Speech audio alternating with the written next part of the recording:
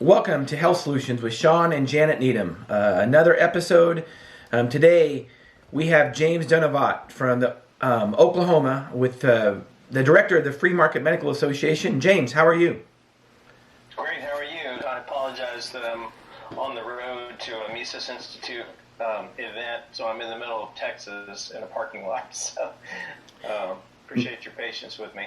Oh, I appreciate you coming back on the show. We had such good content Monday. We wanted to make sure that we got it out there so we can share it with others.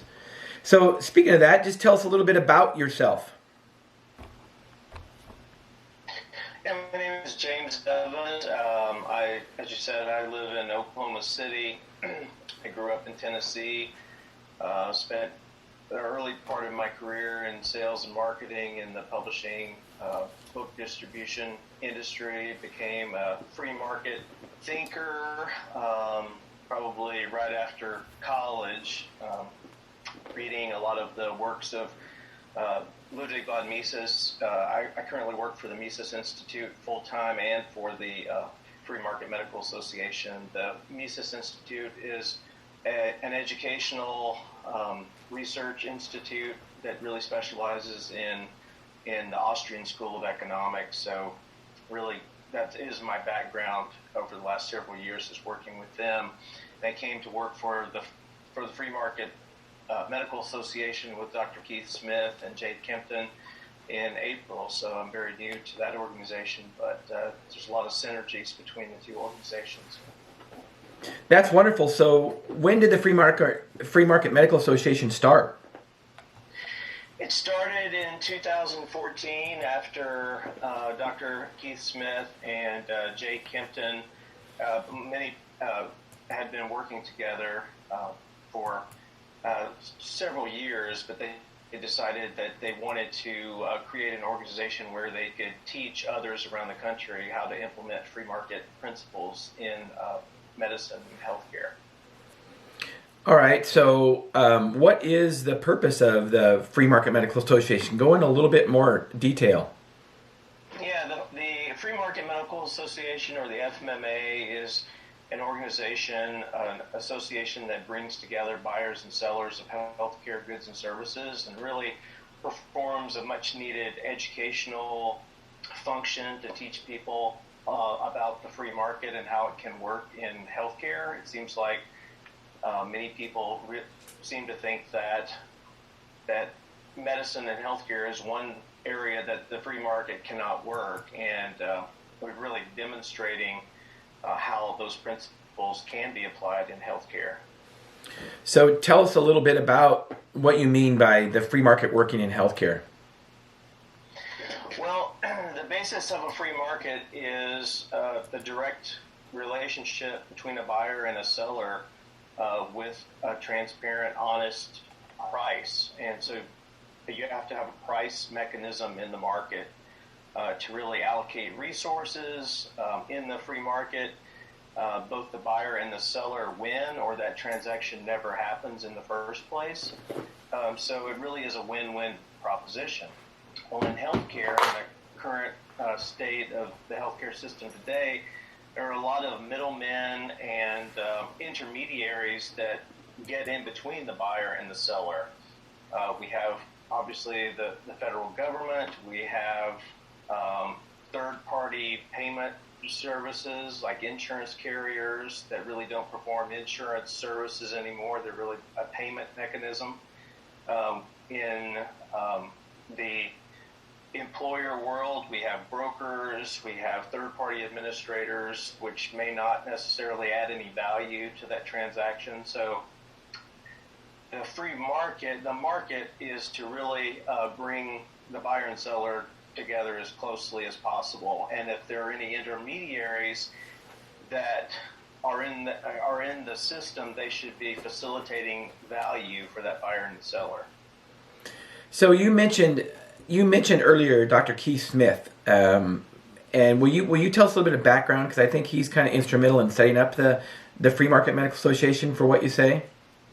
Yeah, he is a co-founder of the Free Market Medical Association. Dr. Keith Smith is an anesthesiologist in Oklahoma City who co-founded the Surgery Center of Oklahoma about 20 years ago, and for approximately the last 10 years, I think it was about 1999 or so. Well, no, it was after that, but at least the last 10 years, they've been posting their prices online. So they created a bundled cash out the door price, which really required full transparency between the surgeon, between the facility, and between the anyone else that might produce a device that would be used in that surgery. They had to come together and say, okay, what would be your price for this service? And then they came up with a bundled price.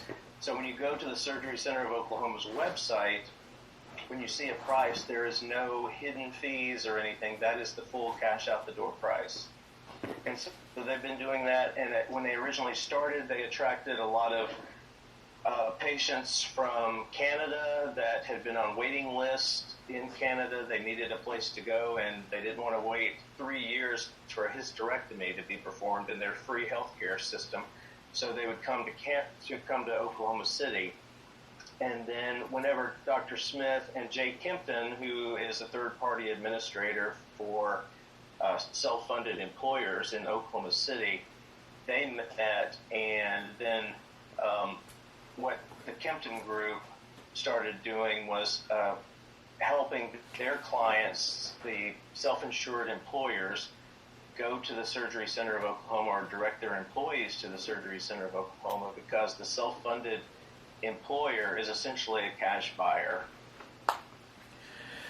Wow, that's pretty revolutionary. So was there any pushback when he opened the surgery center? I mean, from other competition or anything? Well, yes, of course, because the big insurance companies really, their largest client is not the patient. It's not the physician. Their biggest customer is the hospital system. And so when the hospital system starts losing money or revenue to a place like the Surgery Center of Oklahoma, the big insurance carriers will try to do just about anything to please the hospitals. So, they work together like a cartel and really did try to shut down and tell employers they can't use the Surgery Center of Oklahoma. So what they will generally try to do is make an employer sign a contract to say that they will not go to a cash facility like the Surgery Center of Oklahoma. It sounds crazy, but so they did things like that, and that's really what drove Dr. Smith and his partners to post their prices online and say, well, we'll let the market decide, and that is going to be our value, and that separates us from everyone else, is that we do have transparent pricing. So can you give us an example of some pricing differences on certain surgeries and how there's a savings?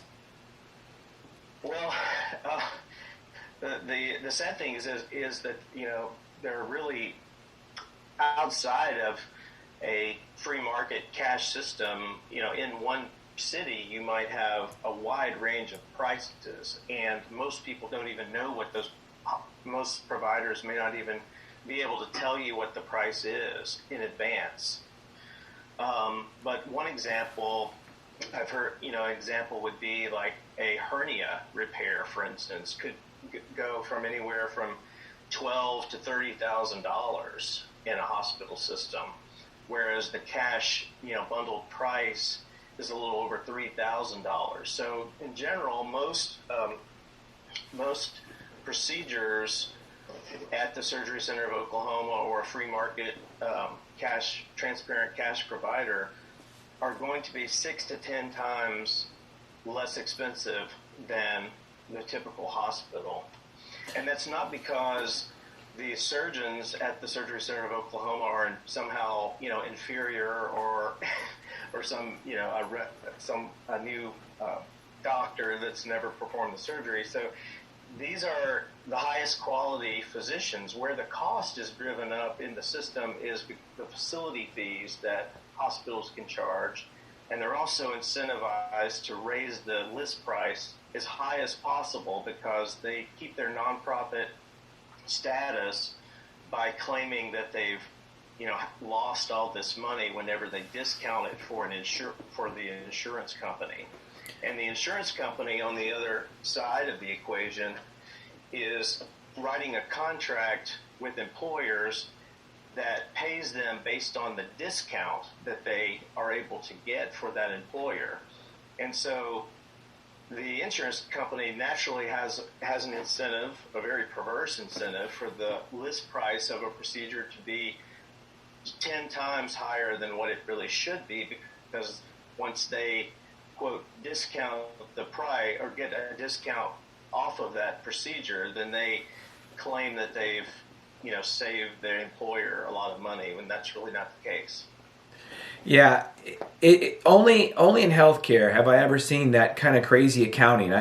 I sat on a public hospital board a few years back, and I always thought it was amazing how they would, have $100,000, but they wrote off 60,000 of it, when in reality, the bill shouldn't have been $100,000 in the first place. Nobody pays that $100,000. So, and they write it off as kind of like charity or something, and act like they're losing money. And most big healthcare organizations do that. And I think it's just the craziest accounting I've ever seen. There's no other industry like it. And I think partly it's because of that third party you're talking about that's involved, those big insurance carriers. So the hospital can, tell them what a good deal they're getting because, they're sending them all this business. I think people really need to know that nobody really pays that price. Right. And they're masters of marketing. So everywhere you go, you see billboards for, the big hospital systems. The hospitals are very connected in every community. They're the largest employer in every community. For the most part, they're probably the biggest campaign contributor to all of the politicians in your state. So there's just a lot of cronyism across the board at every level, whether it's the local government, the state government, and of course the federal government as well. Both parties accept lots of campaign donations from the American Hospital Association, the drug pharmaceutical companies, and from big insurance. Right. So we really have a very much a crony capitalist system that's not really a capitalist system in healthcare. So you talked about the Free Market Medical Association. So are there other examples of entities, that aren't necessarily surgery centers that are kind of playing into this free market? Well, yeah, a lot of, the big savings, well, of course, for an employer, for individuals, is in those surgical procedures, especially orthopedic. So where this really starts in a lot of ways, like orthopedic surgeons. So a lot of this is starting with physician-owned practices, and that's really a key. I think this free market medical movement is almost like, I see it as sort of a revolution or a declaration of independence, in the sense that the people that are part of it are those that are refusing to be part of the corporate structure. I mean, whether it's a DPC doctor that has said, I'm not going to be an employee of a hospital, and let's go back, to the blame should go to the federal government again, because they have passed so many regulations with electronic health records and things like that. And then, of course, when they do that, in order to pass that, the hospital association says, okay, we'll go to electronic health records, but you're going to have to pay us to implement that because it's so expensive. So the big hospital systems and corporations have gotten all kinds of government subsidies to help fund those, quote, innovations that were really central planning practices.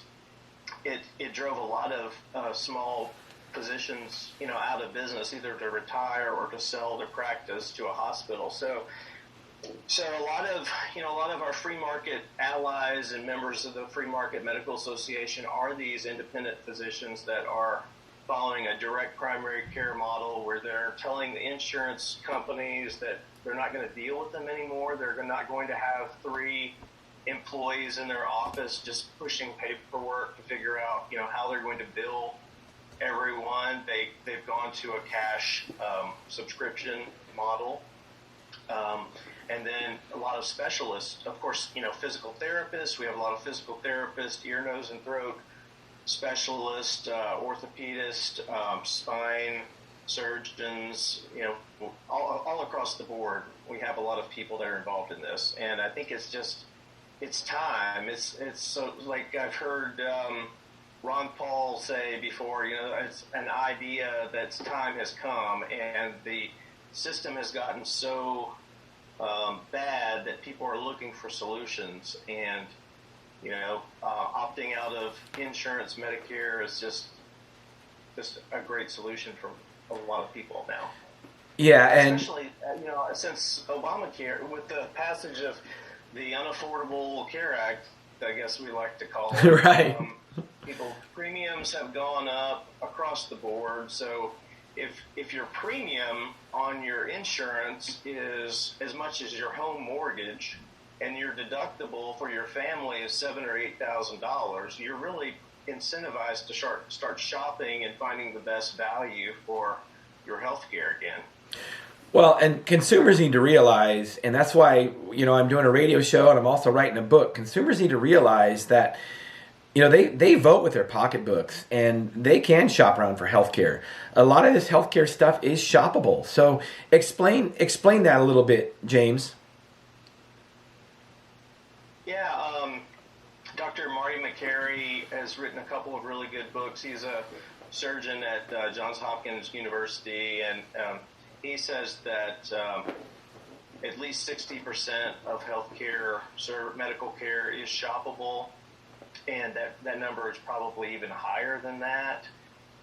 It's like a lot of things, people want to point to the rare cases that, I have an emergency, I have to go, to the hospital, I don't have time to shop around. But most, medical care is shoppable, and, we see that because, surveys of people have shown that at least 40% of people are delaying or not, finding medical care because they're just afraid that the price is going to be so high. So obviously, those are things that, they're putting off, things they probably should be addressing, but they're just avoiding it because they sort of bought into this idea that healthcare has to be a huge, expensive, cost, which it is, unfortunately, primarily because of all of this cronyism that's going on. Well, I think one thing is that, the government wants us to think that it's expensive and super expensive, so quote unquote the average person can't afford it. And then of course the government can, tell you how they have plans to save it all and to make it so it is affordable, when in reality they're the ones that caused the problem in the first place. Yeah, I think a guy named Bob LaFave once said that government is a disease masquerading as its own cure or something, and that's basically what unfortunately seems to be a common theme, that politicians are always trying to fix problems that they created in the first place. Right, correct. And let's go into that a little bit. So you mentioned the government. You believe the government has created this mess. So, expand on that a little bit. Well, I mean, our healthcare system in the United States really grew up with the progressive era in a lot of ways. The FDR time and even before. And I would suggest anyway, it's not totally related to healthcare, but if you read a book by an economist historian called Murray Rothbard, he wrote a book on the progressive era. And before the progressive era, there were a lot of industries that had tried to form these cartels, and they never worked in the free market. They would try to get together and set a price, and a new competitor would always come along and break their price, or one of the cartel members would cheat and come up with a different price. So really, in the progressive era, there was this mindset that we need to have the government step in and protect everybody from big business. When the reality was, it was really a collusion of big business and the government to create regulations and rules and prices that would lock out competition. So all of this sort of happened about the same time that healthcare was really expanding in the U.S. And of course, the original insurance companies were more philanthropic organizations, nonprofits.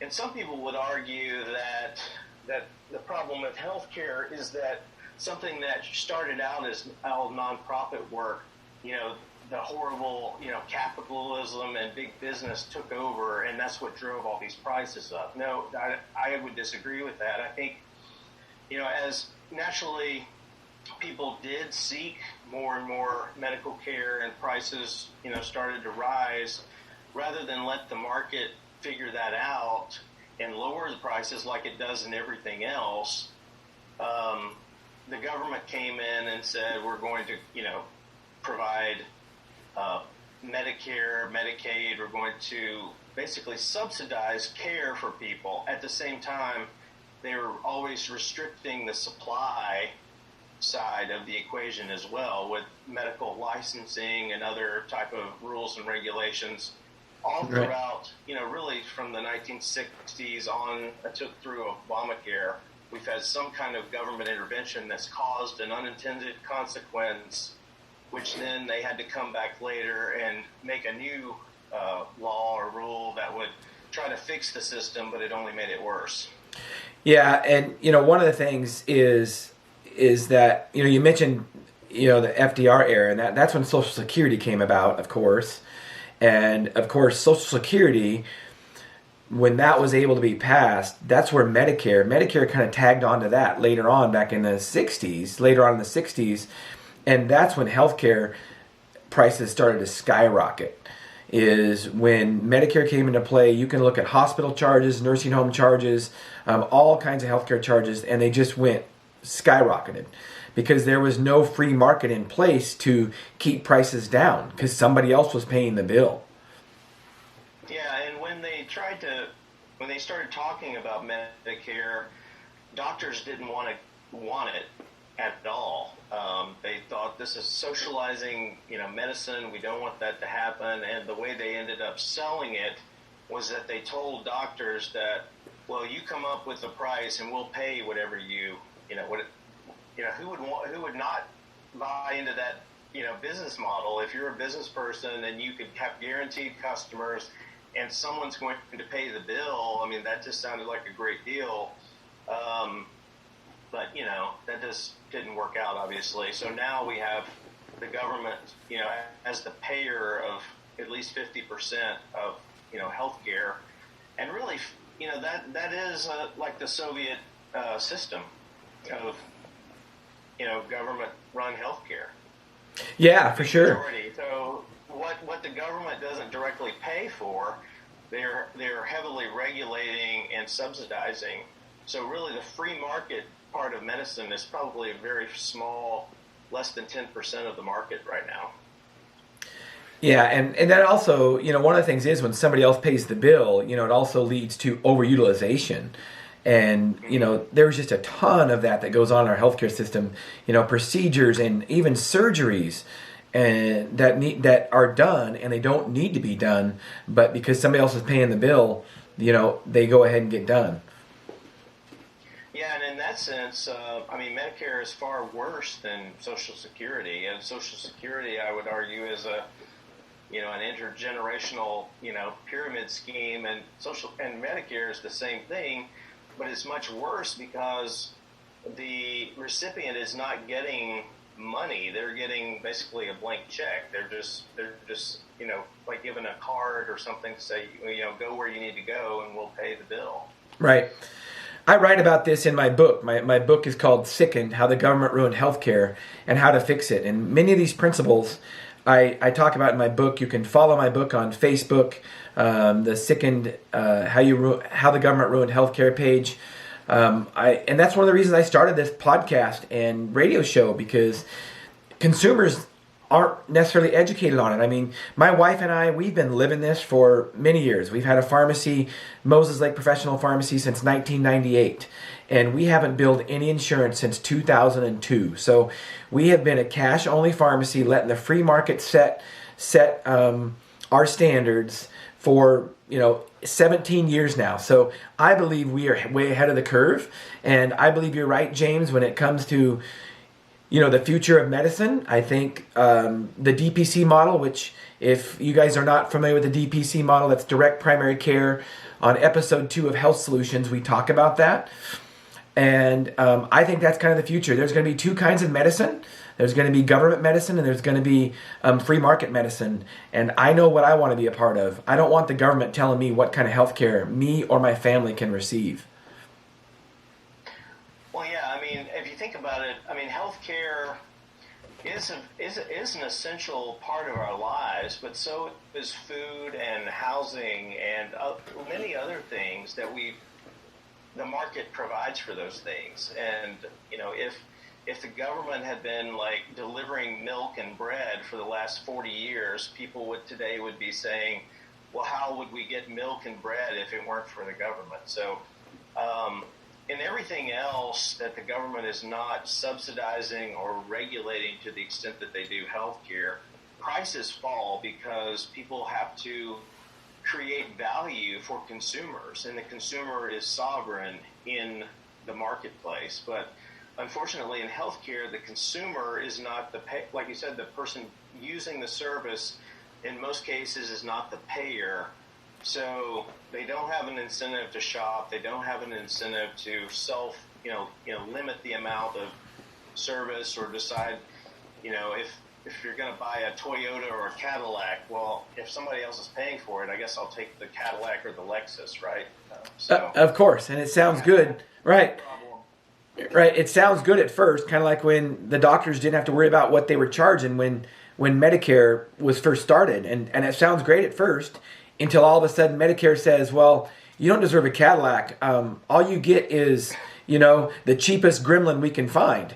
And that's essentially what happens when the government takes over. And, And that's really what created the managed care organizations like HMOs. That came along in the 70s under, Nixon, because they realized that, we're going to have to ration care somehow. And then eventually that's how the insurance carriers became sort of the people that were in charge of rationing care and creating this system where, you have to go and get like 3 or 4 referrals before you can, see a specialist. You can't just, so there are a lot of problems that have taken place. And then he has to have health insurance, and if you don't have it, you're uninsured, and you need some kind of government program. But I think one thing that we fail to realize is that the best insurance that we have is not some kind of premium or some kind of policy that we can buy.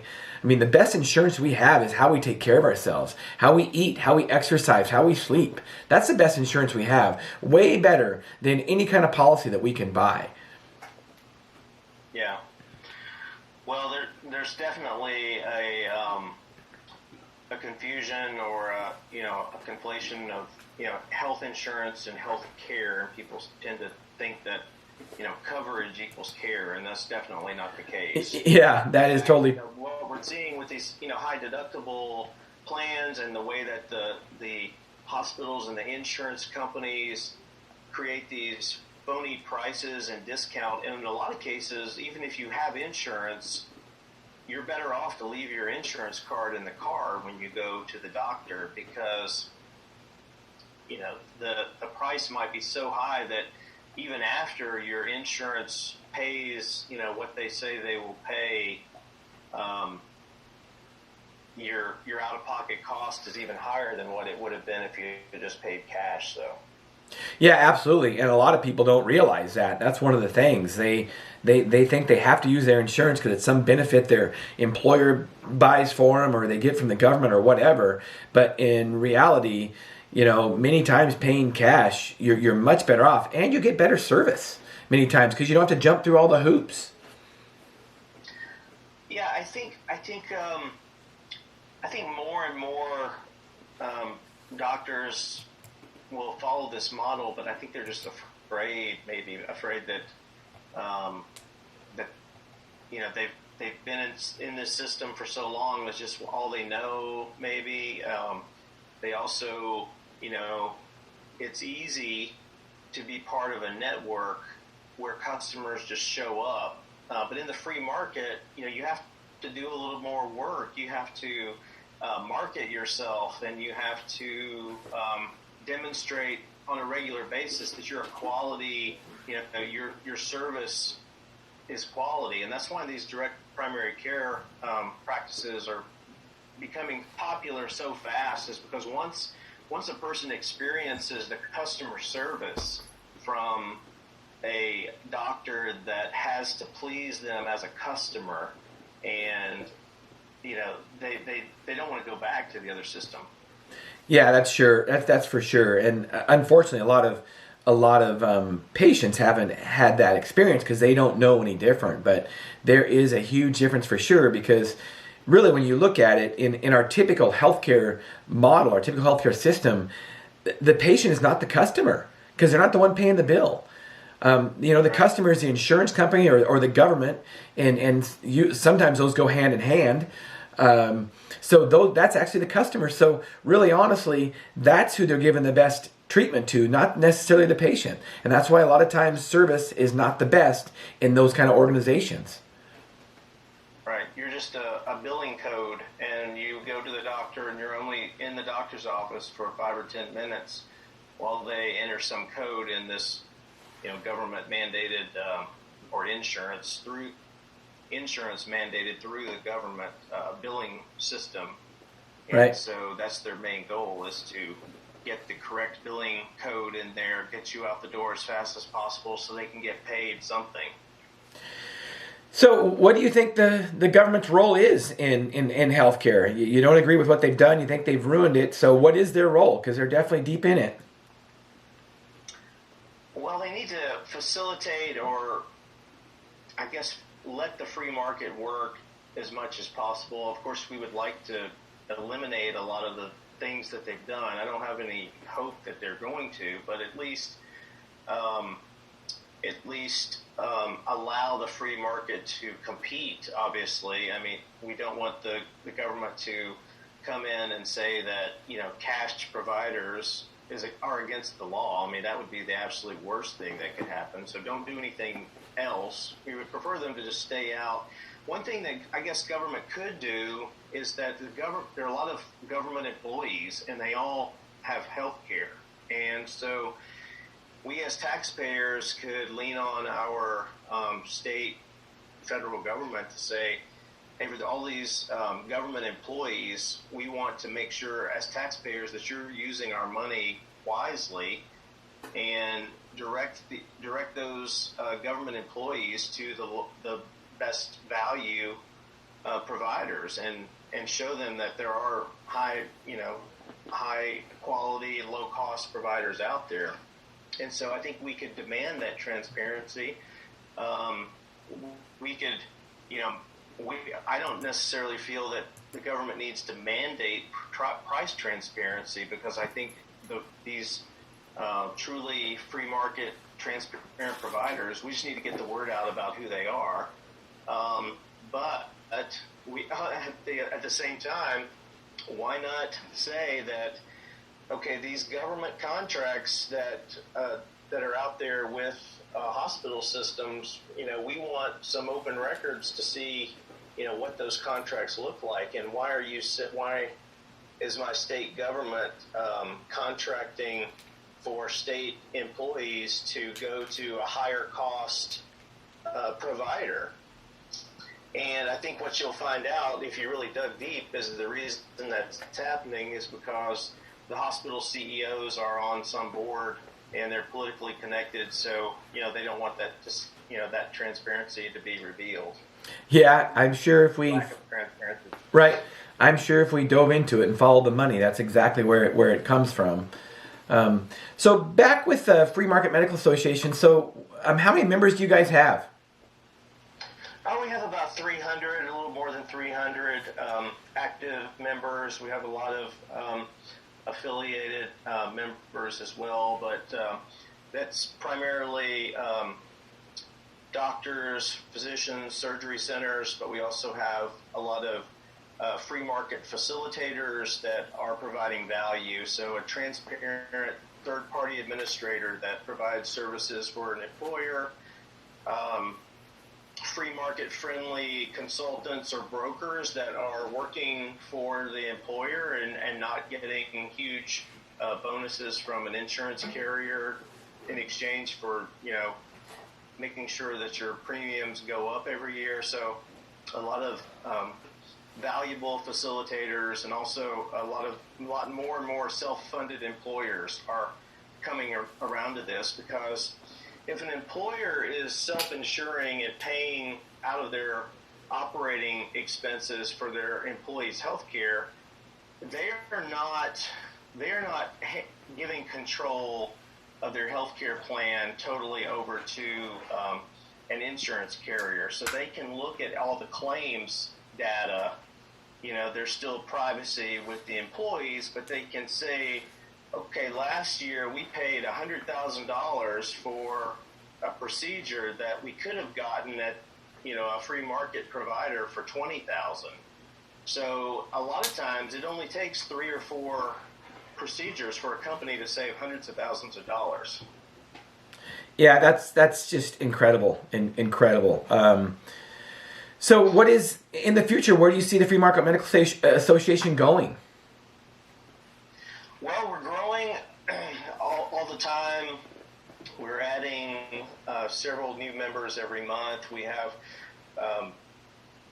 local chapters in a lot of states. I think we have up to about 26 local chapters. Just in the last few months, we've added local chapters in Amarillo, Texas, San Antonio, Texas, Arizona, Colorado, San Francisco, and Montana. So as these free market providers are starting up all around the country, a lot of them are deciding to form a local chapter of the Free Market Medical Association, and that way they can really teach these ideas to their community, bring in employers in their area, bring in brokers that are willing to follow this model. But the key is there are a lot of people that make a lot of money off the broken system. And the people that are really getting the shaft are, in a lot of ways, the doctors are getting accused. The doctors are taking a lot of blame for the cost being so high when they really shouldn't be, because a physician or surgeon doing the same procedure at a nonprofit hospital in most cases will be making less money on that procedure than they would if they were doing it at the cash facility like the Surgery Center of Oklahoma. So most of the money is going to the hospital systems, the hospital administrators, all of that. They're built, hospitals are always building new wings to their buildings, just like universities do. There's always a crane at a hospital or a university, and there's a reason for that. It's because there's a lot of money flowing from the federal government and from all of this opacity in the system. Insurance companies are making a lot of money. Brokers really have no incentive for the most part to adopt the free market model because they're making lots of bonuses and kickbacks from the insurance carrier. So, we're fighting an uphill battle, but I think people are starting to get it. This is starting to grow and get more attention across the country. Yeah, I'm so glad you're out there, and I love sharing the information, because people do need to know that they are empowered. They are empowered for their own health, their own health care, and they can shop around. and they don't have to take no for an answer or take yes for an answer for that matter. There's lots of options. So is there, in my state of Washington, James, is there a Free Market Medical Association affiliate? We don't have a local chapter, but there are a number of direct primary care practices in Washington. I think now there's 1,000 DPC or more around the country. I know of at least one transparent surgery center. I think it's the Pacific Surgical Institute in Longview? Longview, Washington. okay. Yeah. But outside of that, that we always say you can go to the Surgery Center of Oklahoma's website, or you can go to the FMMA Shop Health website and look up a procedure, see what the cash price would be. Lots of people now are finding out about this, and they're doing that, and then they're going to their local hospital and saying, if you don't give me this price, I can easily get on a plane now and go to Oklahoma or Austin, Texas. We have the Texas Free Market Surgery in Austin has really grown quite a bit. So, employers are finding this out, and they're flying their employees across the country, putting them in a hotel for a week, maybe giving them a $1,000 stipend to spend while they're on vacation to get a surgery, because they still saved 30%. So medical tourism is alive and well, and not just outside the U.S. People are traveling all around the country to find these cash free market providers. So do it. That's right. That's wonderful to hear. So you guys have an annual conference. The Free Market Medical Association has an annual conference every year. Is that correct? Yeah, we have an annual conference. This will be our sixth one, I believe. It's going to be in April 30th through May the 2nd in Dallas, Texas. You don't have to be a member to attend, but the price is significantly less if you are a member. So this year we really plan on focusing on the employers and how they can really telling those success stories of these employers that are really creating a valuable health plan again for their employees, because people have always traditionally said that they're happy with their employer health plan, but over the last several years, people's health plans, even with their employer, the premiums are going up and up and up, and their deductibles are rising. So it's really encouraging that there are employers out there now that are seeing that they can actually save money on their health plan by directing their employees to these free market providers. At the same time, they can do this and offer their employees free health care, essentially. They save so much money by their employee going to a free market provider that they can tell their employee that it will not cost you a penny. It's not going to cost you any deductible, no copay. What's there not to like about that? Yeah, they're saving a lot of money for sure. So you mentioned earlier about shopping healthcare. Did you mention, I forget that guy's name, did you mention his book? Yeah, well, Marty McCary, his latest book is called The Price We Pay, and he has traveled all over the country and he's really been an advocate for patients. Even though he's a very well-respected pancreatic surgeon at Johns Hopkins, he has really gotten involved in exposing these ridiculous bills that patients have been charged, and really, providing some. Obviously, he's pointing out that a lot of these prices are a farce, and he doesn't like it because he sees it as a bad reflection on his profession. And like I said earlier, physicians are oftentimes the ones that take the blame in a lot of this, when the blame should be much higher than that. Yeah, it's definitely a system problem. It's not a problem with physicians or even individual healthcare providers, whether they're a pharmacist or a nurse or whatever. It's a system issue. It's nothing personal for sure. So, one of my goals is to teach people how to navigate around the system, or at least through the system, mostly around the system, because it's hard to navigate through it. So, now we were talking earlier, and you talked about healthcare being personal instead of collective. Can you comment on that? Yeah, I think words are important, and as long as we continue to talk about the healthcare system and what we can do to fix it, it's really a false. It's almost an illusion to think that we can fix the system. That really, from a central planning standpoint, that healthcare is personal. Everyone's idea of what healthcare looks like is different. Just like everything else. It's a personal preference and it's subjective.